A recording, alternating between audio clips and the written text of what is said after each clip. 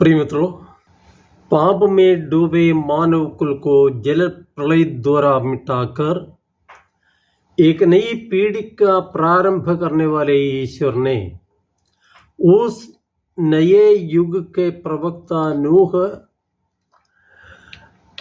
और उसके वंशजों के लिए अपना विधान ठहराया था। ईश्वर ने नूह से कहा, तुम लोग फलो फूलो, पृथ्वी पर फैल जाओ और उसे अपने अधिकार में कर लो। जीवन ईश्वर की देन है, वो कभी मिट नहीं सकता।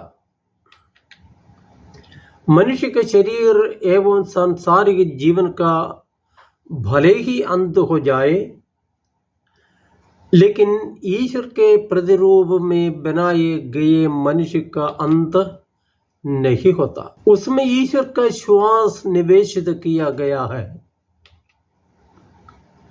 मनुष्य का जीवन ईश्वर के लिए अनमोल है, अनश्वरता के मार्ग में है।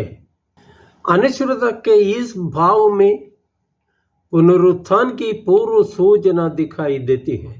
यही पूर्व सूचना नबी एलिया के स्वर्ग में उठा लिए जाने वाली चमत्कारी घटना में भी दिखाई देती है। पुराने विधान के राजाओं के दूसरे ग्रंथ अध्याय 2 में इसका वर्णन दिया गया है। एलिया अपने शिष्य एलीशा के साथ बातें करते हुए आगे बढ़ रहे थे कि अचानक अग्निमय अश्वों सहित एक अग्निमय रथ ने आकर दोनों को अलग कर दिया और एलिया एक बवंडर द्वारा स्वर्ग में आरोहित कर लिया गया। पुनरुत्थान के इस विचार को आगे बढ़ाते हुए संत पौलुस कहते हैं कि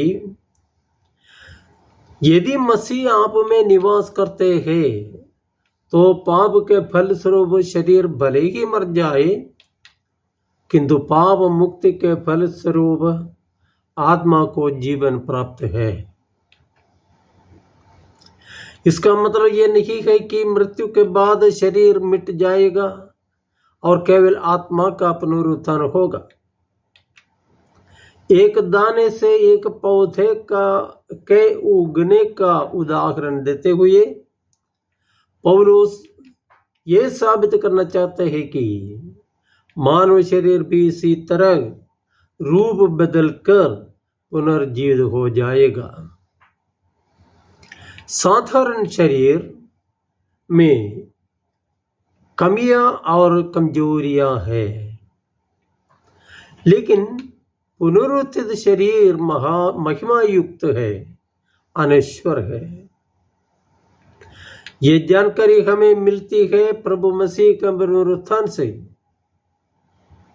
पवित्र शुक्रवार के दिन यीशु का शरीर भूख, प्यास एवं यंत्रणाओं से अति दारुण स्थिति में पहुंच चुका था, लेकिन तीसरे दिन वही शरीर पुनरुत्थित होकर शिष्यों के सामने विद्यमान हो गया।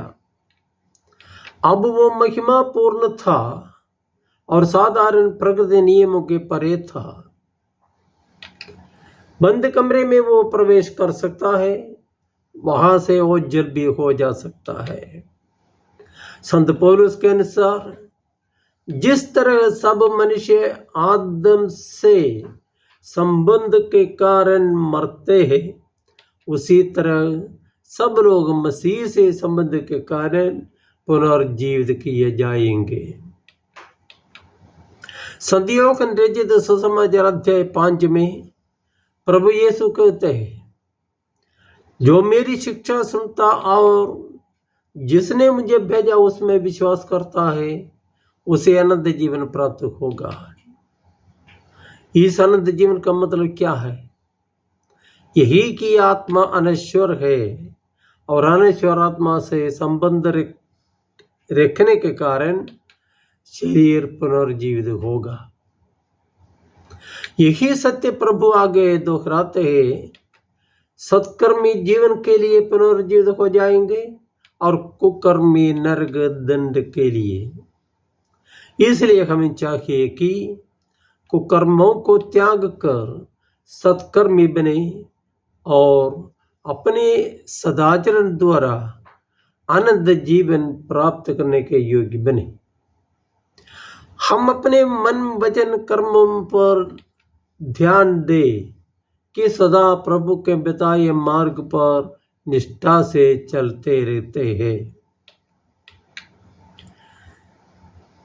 हम में से कोई भी सिर्फ अपने लिए न जिए बल्कि भरसक दूसरों के सुख दुखों में हम दर्द रखें और भरसक उनकी मदद भी करें। इस प्रकार हम अपने परिवार एवं समाज में ईश्वर को महिमान्वित करने में सफल हो जाएंगे। जय यीशु।